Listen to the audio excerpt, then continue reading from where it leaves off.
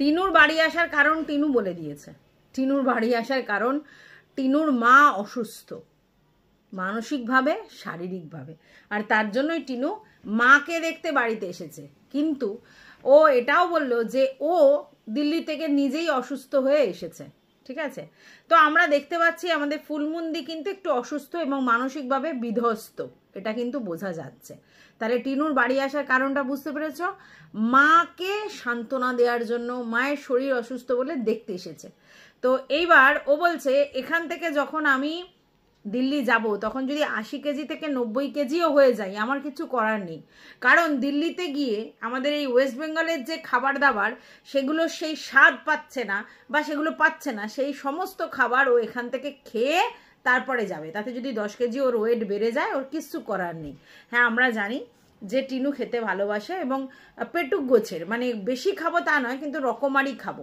এবার এটাও ঠিক যে ওয়েস্ট বেঙ্গলের যে ফুচকা মাখা আর দিল্লির যে গোলগাপ্পা, তার মধ্যে Helen hand even difference. Even এটাও তোমাদেরকে বলছি, আমরা যেখানে ফুচকা খাই সেই যে ঘুগনি দিয়ে মাখা ফুচকা আর আমরা কলকাতায় যে ফুচকা খাই সেই ফুচকা খেয়ে আমাদের পোষায় না। প্রথম কথা হচ্ছে কস্টটা অনেক বেশি নেয়, আর দ্বিতীয় কথা হচ্ছে এমন মানে টক জলটা এমন করে পুদিনা ফুদিনা দিয়ে, অতটা ভালো লাগে না। যেটা আমাদের তেঁতুল গন্ধরাজ লেবু দিয়ে করে সেটা আমাদের বেশি ভালো লাগে। তো যাই হোক, ও বলছে দিল্লিতে গোলগাপ্পার সেই স্বাদ নেই যেটা আমাদের ওদের ওখানকার ফুচকাতে আছে, প্লাস তরকা রুটি খেয়েছে, সেখানে তরকাটা বাইরে থেকে কিনেছে, সেটারও সেই স্বাদ নেই। তো এমন যে যে জিনিসগুলো হচ্ছে ও 2-2.5 মাসে খেয়ে ওর পোষায়নি বা খেতে পায়নি, সেই সমস্ত জিনিস এখান থেকে খেয়ে তারপরে ও যাবে। ঠিক আছে, তার মধ্যে আবার এটাও বললো যে আমার প্রেশারটা মাপাতে হবে, মাথা ঘুরছে, মানে আবার লো প্রেশার হয়েছে। কারণ ও তো ওর ফুড হ্যাবিট কি, ও জাঙ্ক ফুড খায়, বাইরের খাবার খায়, কিন্তু রেগুলার বেসিস যে ভালো মন্দ খাওয়া মানে ফল, ডিম, দুধ, এগুলো তো ও খায় না, তার জন্য ওর লো প্রেশার হওয়াটা খুব স্বাভাবিক। তো চলো, welcome back to my channel. আশা করছি তোমরা সবাই খুব ভালো আছো আর আমিও খুব ভালো আছি। নতুন একটা ভিডিওর সাথে আমি রুনা লাইফস্টাইল থেকে এখন যে ভিডিওটা নিয়ে এসেছি অবশ্যই টিনুকে নিয়ে এসেছি। আর সব থেকে প্রথম কথা যেটা হচ্ছে, টিনুদের হোল ফ্যামিলি কিন্তু মিথ্যাবাদী, এটা পরিষ্কার হয়ে গেছে। টিনু তো কথায় বার্তায় সবসময় একটা না একটা ছোট ছোট মিথ্যা কথা বলে, এবং সেগুলো সিলি কারণে, কোনো কারণ নেই যে বিশাল বড় একটা কারণ আছে সেই কারণটা ঢাকবার জন্য, তা নয়। ওদের ব্যাপারটা হচ্ছে মানে ওদের মজ্জায় ঢুকে গেছে মিথ্যা কথা বলা, মানে খুব সোজা সরলভাবে একটা মিথ্যা কথা বলে দেয়। যেমন দেখো, বাবার ব্যাপারটা একদম ভালো বুঝতে পারছি যে কিছু একটা প্রবলেম আমাদের ভক্তিবাবুকে নিয়ে হচ্ছে, কিন্তু সেখানে টিনু কি বললো, বাবা আসবে আজকে রাত্রিরে বাড়িতে বা বাবা এসছে বাড়িতে, এরকম ধরনের একটা কথা বললো। আর তারপরে দেখা গেল ফুলমন্দি কি বললো যে টিনুর বাবা তো আজকে আসেনি, তো সেক্ষেত্রে টিনু আর আমি ওই উপরে ঘরে শোবো। তারপরে পরের দিনও দেখলে টিনু, মানে আজকের যে ভিডিওটা করলো সেখানেও বললো আমি উপরে শুতে যাচ্ছি আর হচ্ছে কি যেন বলে, আমি উপরে শোবো। তাহলে এইবার তোমরা চিন্তা করো, যদি উপরে শুতে যায় তার মানে টিনুর বাবা যে আসছে না সেটা পরিষ্কার, কারণ টিনুর বাবা যদি আসতো তাহলে টিনুর মা টিনুর বাবা থাকতো, তো টিনুর বাবা আসছে না এটা পরিষ্কার। তাহলে এতদিন ধরে ফুলমন্দি যে আমাদের বলে এসেছে টিনুর বাবা রাতে আসে ভোরবেলা চলে যায়, রাতে আসে ভোরবেলা চলে যায়, হ্যাঁ, তাহলে তার মা এলো, তার মেয়ে এলো, দুজন এলো এবং দুজনকেই সে মানে এত ভালোবাসে, তবু তার বাবার পাত্তা পাওয়া যাচ্ছে না। ব্যাপারটা কিরকম হলো না? তার মানে টিনুর বাবা অ্যাকচুয়ালি বাড়িতে আসছে না, এবং এই বাড়িতে না আসার কারণেই টিনুর মা অসুস্থ হয়ে পড়ছে, এবং টিনুর মা অসুস্থ হয়ে পড়ছে বলেই মানসিক সাপোর্ট দেওয়ার জন্যই টিনু এসেছে এখানে। বুঝতে পেরেছো? তো যেটা মানে আমরা পরিষ্কার বুঝতে পারছি যে টিনুর আসার কারণটা কি। যাই হোক, টিনু কি বললো যে এইটা হচ্ছে বাড়ি থেকে প্রথম ব্লগ, একদিন ও গ্যাপ দিয়েছে, ভিডিও করেনি। অ্যাকচুয়ালি কি বলতো, কোনো জায়গা থেকে আসলে জার্নি করলে ঘুমের একটা দরকার পড়ে, কারণ ট্রেন জার্নিতে ঘুমটা হয়নি, সেই ঘুমটার দরকার পড়ে। প্লাস প্রথম দিন আসলে পাড়া প্রতিবেশী আর পাশাপাশি যারা আছে তাদের সঙ্গে গল্প করতে বকতে সময় চলে যায়, তো তখন ভিডিও করার মতো এনার্জিটা পায় না, সেই জন্যই টিনু ভিডিওটা কাল দেয়নি, আজকে দিয়েছে। আর টিনু ভিডিও দেয়নি আর ফুলমন্দি 3 মিনিটের ভিডিও দিয়েছে, দেন সবাই উপচে পড়েছে ফুলমন্দির ভিডিওতে কি দেখা যায়। আর সেখানে 4,500-5,000 ভিউজ হয়েছে, কিন্তু সেই ভিডিওতে না তো দেখা গেছে আমাদের ধানি লঙ্কাকে, না তো দেখা গেছে টিনু সুন্দরীকে, কাউকে দেখা যায়নি। তো বুঝতে পারছো মানে কিরকম ব্লগের ছিরি, 3 মিনিটের ব্লগ, ভাবতে পারো কেন যে ব্লগ করে আমি বুঝে পাই না। একটা ব্লগ অন্তত মিনিমাম 8 মিনিটের দরকার, সেখানে ফুলমন্দি 3 মিনিটের ভিডিও ছাড়ছে, কোনো মানে আছে? তারপরে সব থেকে বড় কথা, সেই ভিডিওতে আবার না বাড়ির কোনো কাউকে দেখাচ্ছে, নিজেকেই কিছুক্ষণ দেখালো, আর ওই সকালবেলা একটু দেখালো, সন্ধ্যেবেলা একটু দেখালো, আর বাড়ির ছাদের ফুল দেখালো, হলুদ ফুল দিয়ে শুরু হলো। মানে এরা কেন ব্লগিং করে আমি এই কথাটাই মাথা মুন্ডু বুঝি না।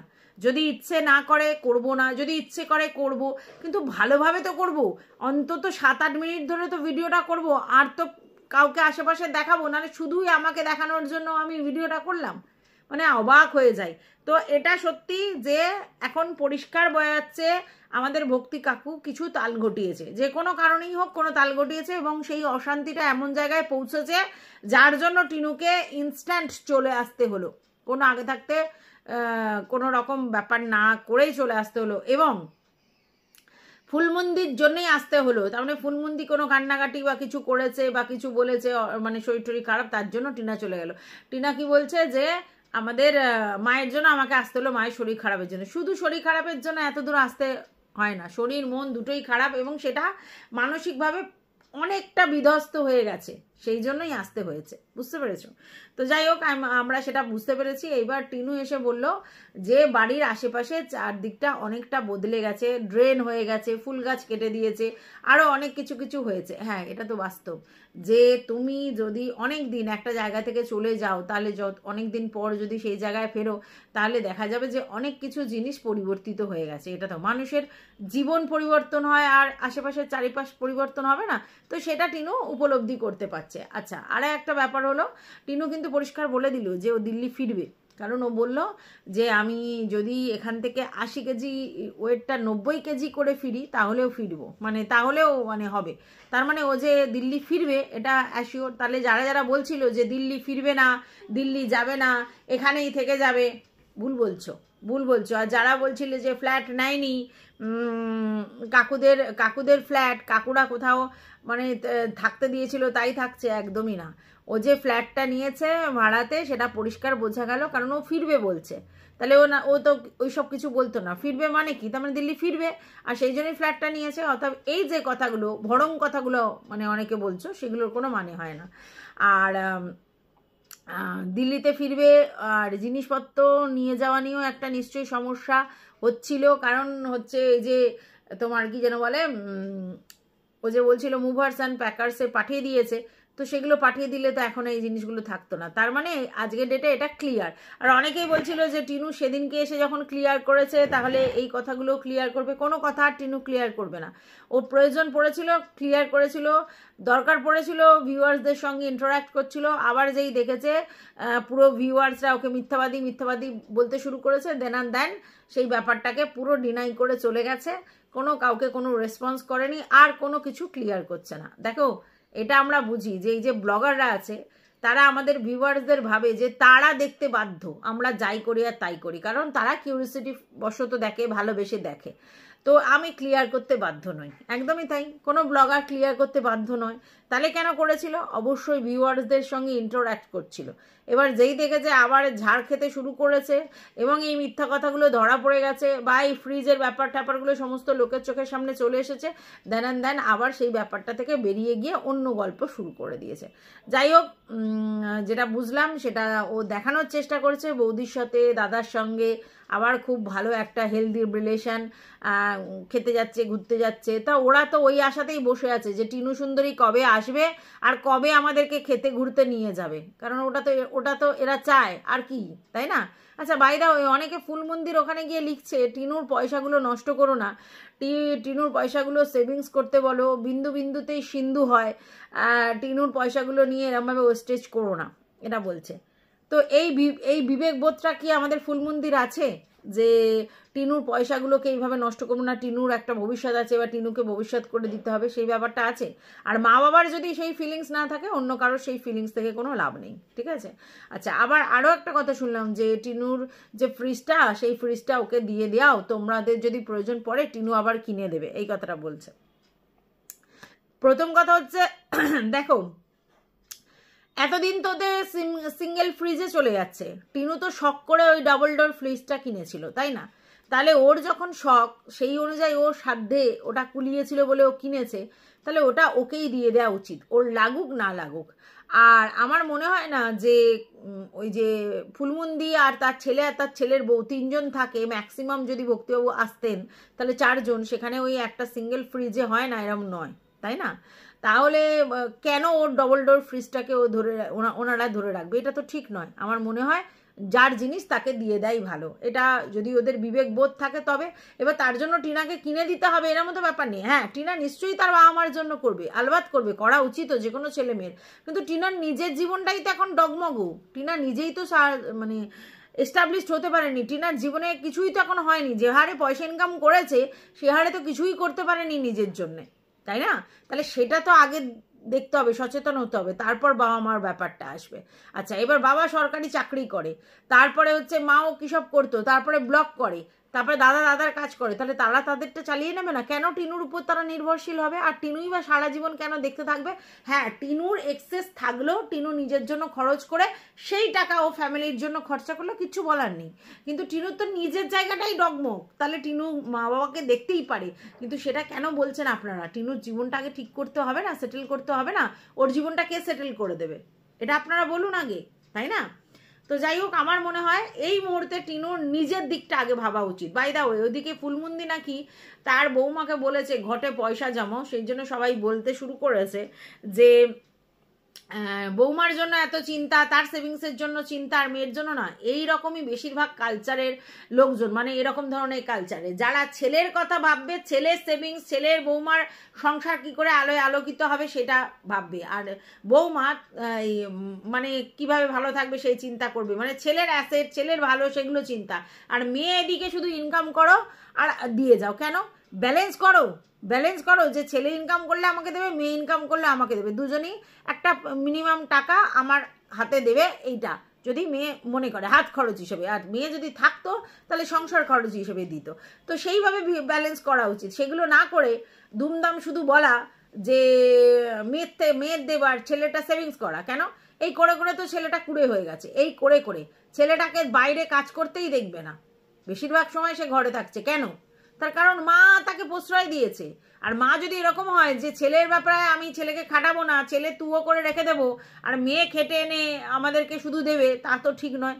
এটা যদি ফুলমন্দি করে তাহলে সেটা কিন্তু অন্যায়। ছেলে মেয়ে দুজনের দেখা দুরকমভাবে, এটা তো একদম অনুচিত আমি মনে করি। আর টিনা তার বাবা মাকে দেখলে আমার কিছু বলার আছে? অবশ্যই দেখবে, কিন্তু বাবা মাকে দেখা মানে নিজেকে উজাড় করে দেয়া নয়, বা নিজের জিনিসটা না ভাবা নয়। তোমরা টিনুর থেকে দায়বদ্ধতা আশা করছো যে টিনু তোমাদের প্রতি দায়বদ্ধ, ভিউয়ার্সদের প্রতি। কোনো দিন ছিল না, এখনো নেই কোনো দায়বদ্ধতা, কোনো লাইবিলিটিস ও নিতে জানেই না, নিতে জানে না। দায়িত্ব সচেতনা, দায়িত্ববোধ ওর আছে নেই? ও জীবনটাকে খুব মানে অন্যরকমভাবে দেখে, কোনো দায়িত্ব মানে নিয়ে ও ভাবে না। শুধু ওকে যারা তুয়ো করে তোল্লাই দেবে তাদের পিছনেও পয়সা খরচা করবে, এটাও করতে পারে। ও হচ্ছে বার খেয়ে ক্ষুদিরাম বোঝো, ওটা হতেও ভালোবাসে। এবার কেন বলছি নিশ্চয়ই তোমরা বুঝতে পারছো। হ্যাঁ, ভিউয়ার্সরা ওকে একটাই কথা জিজ্ঞাসা করছে যে এত জিনিসপত্র নিয়ে তোমায় সবাই কমেন্ট করলো, এত ভিডিও হলো, তার কোনো রেসপন্স নেই তোমার ভিউয়ার্সদের প্রতি তোমার কোনো দায়বদ্ধতা নেই যে তাদের বলা যে না এটা এই বা ওটা ওই, সেটা পুরো এড়িয়ে চলে গেলি। আরে এড়িয়েই তো যাবে, ওর বলার কি আছে? ওর বলার মুখ আছে? ওর বলার মুখ নেই। ও কন্ট্রোভার্সি ছুঁড়ে দেবে, আর সেটা নিয়ে কন্ট্রোভার্সি হবে, আর ও কিছু বলবে না। ওর দায়টা কে নেবে? যাই হোক, অনেকে বলেছে তুমি সিম্পলি ব্লগ দাও, কোনো দায়বদ্ধতা নেই। দেখুন, একটা কথা বলি, মনে করে রাখবেন, যেসব ভিউয়ার্সরা বলছেন না যে তুমি সিম্পল ব্লগ দাও, তাহলে ও যেন কোনো ব্যাপারেই ক্লারিফিকেশন না দিতে বসে। দুরকম হবে না।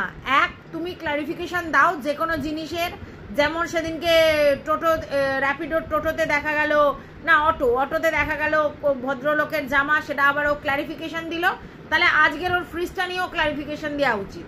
আর না হলে কোনোটাই ক্লারিফিকেশন দেবে না, যে যা ভাবছে ভাবুক, যা কন্ট্রোভার্সি হচ্ছে ওর কি, ওর সিম্পলি ব্লগ দেবে, তাই না? ও কখনো কখনো ওর দরকারে ভিউয়ার্সদের সঙ্গে কথা বলবে, ভিউয়ার্সদেরকে বোঝাবে, ভিউয়ার্সদের ক্ল্যারিফাই করবে, আবার কখনো কখনো ওর দরকারে ও চুপটি হয়ে যাবে। আর এই ভিউয়ার্সরা ওকে বারবার গিয়ে জিজ্ঞেস করবে তোমার দায়বদ্ধতা নেই। ওর কোনো দিন কোনো কালে কোনো ভিউয়ার্সদের প্রতি দায়বদ্ধতা নেই। এরা এরকমই, এরা ভিউয়ার্সদের প্রতি কোনো দায়বদ্ধ নেই। এরা এমন একটা ভাব দেখায় তোমরা আমাদের দেখছো, আমি কি তোমাদেরকে দেখতে বলেছি? আমাকে দেখতে? এই ব্যাপারটা ওদের মধ্যে রয়েছে, এইসব ব্লগারদের মধ্যে। তোমাদের দরকার হলে দেখো, না দরকার হলে কেটে পড়ো, এরকম ব্যাপার। সেটা বুঝতে পারি, ওদের কোনো দায়বদ্ধতা ভিউয়ার্সদের প্রতি নেই। একতরফা ব্যাপারটা, একতরফা। ভিউয়ার্সরা যদি ওকে ভালোবেসে দেখে তাহলে ব্যাপারটা একতরফা।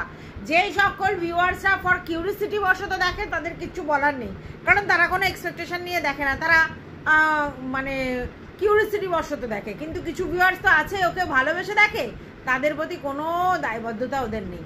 তোমরা এটা দেখেছো না খোকা, ওর পজিটিভ ভিউয়ার্সদের প্রতি কোনো দায়বদ্ধতা আছে? নেই। নেগেটিভ কিছু বললেই সঙ্গে সঙ্গে উত্তর মানে বলতে আসে। এমনি টিনু ওকেও দেখছি, ওর যেই ওটা নিয়ে কন্ট্রোভার্সি হয়েছে সেটা নিয়ে দায়বদ্ধতা দেখাতে এসেছে, আর তারপরে এত ভিউয়ার্সরা বলছে ওকে, কোনো দায়বদ্ধতা নেই। কি আশা করো তোমরা ওর থেকে? একদম আশা করো না। ভালো লাগলে ভিডিও দেখবে, না ভালো লাগলে না দেখবে, কোনো এক্সপেকটেশন নিয়ে ওদের ভিডিও দেখবে না। এসব ব্লগাররা নিজেদেরকে ধরাকে সরাগান মনে করেছে একেবারে। কেন তুই ক্লারিফিকেশন দিবি না? যদি না দিস তাহলে কোনোটাতেই দিবি না, আর যদি দিস তাহলে সবটাতে দিবি। সিম্পল ব্লগ দিলি, সিম্পল ব্লগ দিবি, ইচ্ছে মতো করলে তো হবে না। মাথা কিনে নিয়েছে এক একটা ব্লগার হয়ে যথেচ্ছ। যাই হোক বন্ধুরা, এরা মিথ্যা কথা বলবে, এরা মিথ্যা কথা ভরং দেবে, তোমাদের সেই মিথ্যা কথা দেখতে হবে এবং মিথ্যা কথা দেখে তোমাদের নাচানাচি করতে হবে, বলতে হবে। তারপরে ওরা সেগুলো নিয়ে কোনো ক্ল্যারিফিকেশন দেবে না। তোমরা ওর বডি ওয়েট, ওর চেহারা, ওর শরীর নিয়ে চিন্তা করবে, কনসার্ন হবে। ওর চিন্তা নেই, ও এখানে গিলে পেটে 90 কেজি হবে, এটা পরিষ্কারও বলে দিয়েছে। মানে বেশ করবো, খাবো। তো হ্যাঁ, তোকে কে বারণ করেছে? তোর শরীর খারাপ হলে তাহলে লোকের কাছে এসে বলতে আসবি না যে আমার শরীর খারাপ হয়েছে, এই হয়েছে, ওই হয়েছে। কোনোই যখন তোরই লাইবিলিটিস নেই নিজের প্রতি, অন্য লোকের কিসের দায়? কিসের দায়? তো মোটা হোক, ও 90 কেজি হোক, ও 100 কেজি হোক, আমাদের তো দেখার দরকার নেই। আর ও ভালো মন্দ খাক না খাক, ও যা পারে করুক, ওর শরীর ও বুঝবে, ওর খাওয়া ও বুঝবে, ও যা খুশি করুক। তোমাদের বললাম না, তোমাদের ভালো লাগলে দেখবে, না ভালো লাগলে না দেখবে, কোনো কিচ্ছু ওকে বলার দরকার নেই। ও অনেক বেশি বুঝে গেছে সব ব্যাপারে। যাই হোক বন্ধুরা, এই ভিডিওটা আমি এই পর্যন্তই রাখলাম, কিছু বলার নেই আমার। তোমাদের যদি কিছু বলার থাকে কমেন্ট বক্সে জানিও। টাটা।